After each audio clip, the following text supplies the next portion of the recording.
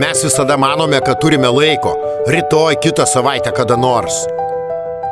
Kai sukaupsime drąsą, kai žodžiai patys ištars save, kai aplinkybės bus tobulesnės.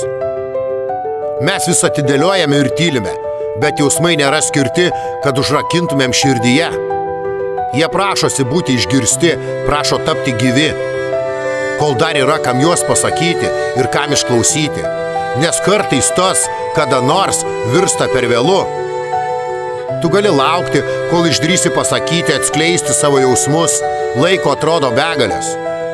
O kita pusė ar lauks tavęs, nežinant net tavo tikrųjų jausmų.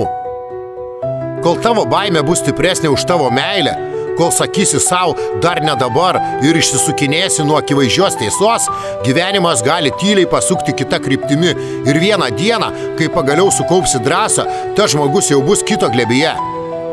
Ne todėl, kad tavęs nemylėjo, o todėl, kad tu per ilgai tylėjai.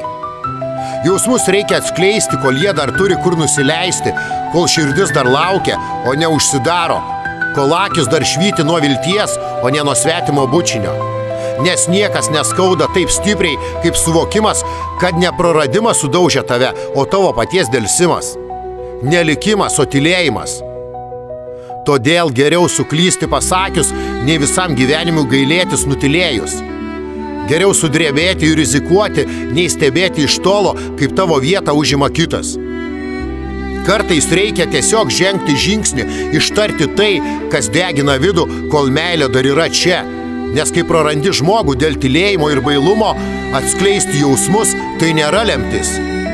Tai yra pavėlavimas. Real Dreams.